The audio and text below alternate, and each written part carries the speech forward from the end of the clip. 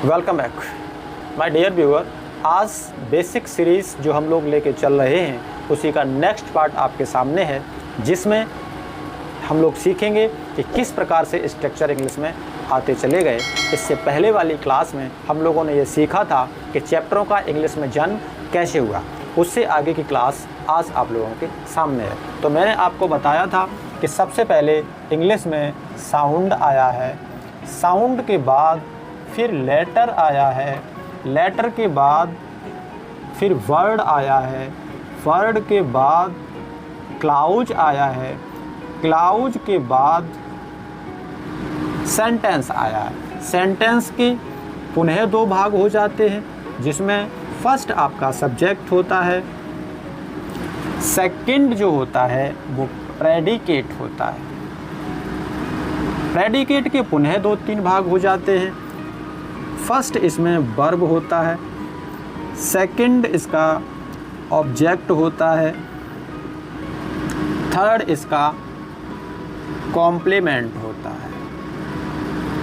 Complement का meaning जो होता है वो पूरक होता है। कॉम्प्लीमेंट वर्ड को अच्छे से सीख लो।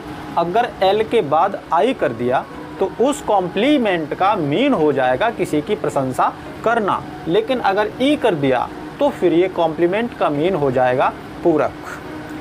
अब इससे पहले वाली क्लास में हम लोगों ने साउंड के बारे में सीख लिया था कि साउंड से सभी लैंग्वेज का जन्म हुआ है।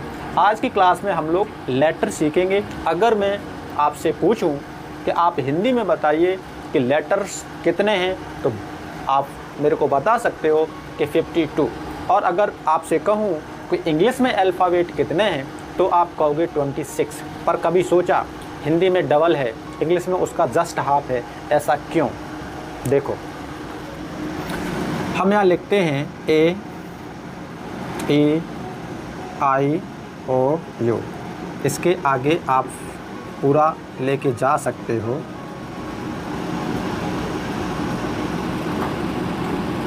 बोलो, इस टाइप से आपका हो जाता है कि नहीं हो जाता है? तो अब यहाँ हमें सीखना ये है कि अगर इस पूरे को बोलते हैं तो अल्फ़ावेट बोलेंगे, अल्फ़ावेट्स नहीं कहेंगे। अल्फ़ावेट्स का मतलब हो जाता है कोई भी लैंग्वेज। क्लियर हुआ ना? जैसे एब्यूज मीन्स होता है गाली देना, और एब्यूज़ अगर कर दिया तो इसका मतलब हो जाता है सामाजिक कुरीतियाँ।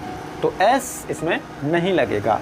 अगर ए से लेके जेड तक बोलना है तो आपको अल्फ़ावेट बोलना है, अल्फ़ावेट्स नहीं बोलना है। अगर इसका कोई एक लेटर बाहर लिखा हुआ है, जैसे मान के चलो यहाँ हम लिख दें ए या वी या सी अलग अलग, तो फिर वो ठीक उसी प्रकार हो जाएगा जैसे चावल की बोरी में से अगर हम एक दाना अलग रख दें तो आप उसको चावल नहीं कहते हो, आप उसको कहते हो कि ये चावल का एक दाना है।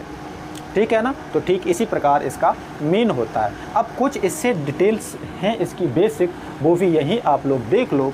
ए ई आई ओ यू, ये 5 वर्ड को इंग्लिश में वॉवेल्स कहा जाता है। प्रश्न आता है कि सर ये वॉवेल्स इंग्लिश में क्यों आया? इसके 2 फैक्ट हैं। पहला फैक्ट ये है कि जब हम वर्ड्स लिखते हैं, देखो लिखा है वर्ड्स, जब हम वर्ड्स लिखते हैं तो बीच में ये वॉवेल्स फिलर का काम करते हैं। दूसरा फैक्ट ये है कि जो ये वॉवेल हैं इनकी वजह से, या हम ये कह सकते हैं कि एक चैप्टर है इंग्लिश में आर्टिकल, उस आर्टिकल चैप्टर की वजह से इन वॉवेल्स को इंग्लिश में लाना पड़ा। अब फर्स्ट फैक्ट को अभी प्रूव करते हैं। जैसे मैंने आपसे कहा कि के से क्या बनता है, आप कहोगे क। देखो लिखता हूँ, मैंने आपसे कहा के से क्या बनाओगे, आप कहोगे क। मैंने कहा एम से क्या बनाओगे, आपने कहा म। मैंने कहा एल से क्या बनाओगे, आपने कहा ल। अगर हम इन तीनों को मिला दें तो ये क्या बन जाएगा, कमल। लेकिन अगर इन तीनों को मिला दें तो क्या इसे हम कमल पढ़ेंगे? नहीं पढ़ेंगे, ये रॉन्ग मेथड है। अब इसे सही कैसे करेंगे? तो अभी मैंने कहा था, फर्स्ट फैक्ट आपको दिया था कि ये जो वॉवेल्स हैं ये फिलर का काम करते हैं, इसलिए इंग्लिश में आए हैं। तो अब देखो, फिलर का मतलब हुआ के और एम के बीच में स्पेस है, इसको हम भर सकते हैं। एम और एल के बीच में एक स्पेस है, इसको भी हम फिल कर सकते हैं। तो इस प्रकार से यहाँ हम ए भर देंगे और यहाँ भी ए भर देंगे, तब आपका ये पूरा होगा कमल। यहीं से आप लोग स्पेलिंग इम्प्रूव कर सकते हो। 2 रूल में अभी आपको जस्ट देता हूँ, रट लो इनको, सीख लो। जो बोल रहा हूँ उसको दिमाग में एज इट डाल दो।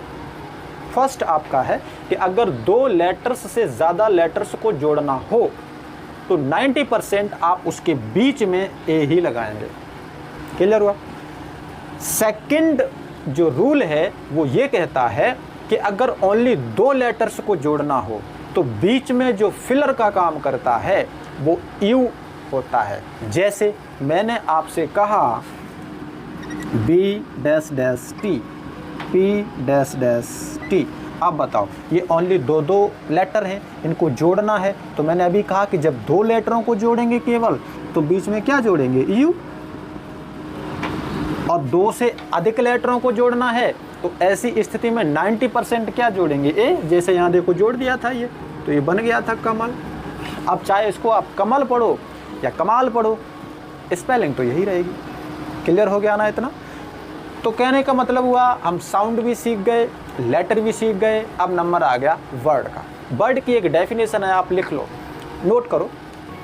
ए well arranged group of letters that makes a complete and meaningful sense is called word. यानी अक्षरों का एक ऐसा समूह जो पूरा और सार्थक अर्थ देता है तो उसको हम वर्ड कहते हैं। कैसे सर? जैसे मैं यहाँ लिखूँ गुड। अब बताओ, 1 से ज़्यादा लेटर है। दूसरी बात, इसमें इसका मीनिंग भी है। लेटर मीन्स, वो गुड मीन्स क्या होता है? अच्छा। लेकिन अगर हम यहाँ इन्हीं लेटर्स को ऐसे लिख दें, अब बताओ क्या आप इसे कोई वर्ड की श्रेणी में रखते हो? नहीं रख सकता है। क्यों? क्योंकि ये वेल अरेंज नहीं है। क्यों? क्योंकि इसका कोई मीनिंग नहीं है। क्लियर हुआ ना? तो कहने का मतलब वर्ड भी हम उसी को कह सकते हैं जो वेल अरेंज्ड हो, जिसका मीनिंगफुल और कंप्लीट सेंस हो। क्लियर हुआ?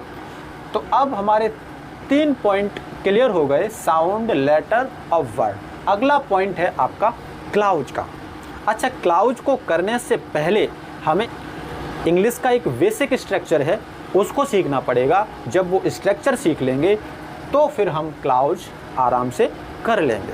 तो वो बेसिक स्ट्रक्चर क्या है देखते हैं। तो वो बेसिक स्ट्रक्चर जो है वो सब्जेक्ट, वर्ब और अदर वर्ड, ये इंग्लिश का एक बेसिक स्ट्रक्चर होता है। इंग्लिश का ही नहीं बल्कि लैंग्वेज में अगर आप जाओगे ना तो यही स्ट्रक्चर फॉलो किया जाता है। बस इंग्लिश में सब्जेक्ट बोलते हैं, हिंदी में कर्ता बोलते हैं, वर्ब क्रिया बोलते हैं, हिंदी में तो क्रिया है ही। तो इस प्रकार से ये बेसिक स्ट्रक्चर हम लोगों को एक एक पार्ट करके पढ़ना पड़ेगा, तब हम जाके क्लाउज को सीख पाएंगे। तो आज की क्लास में इतना ही। नेक्स्ट क्लास में हम लोग इस बेसिक स्ट्रक्चर पर चर्चा करेंगे।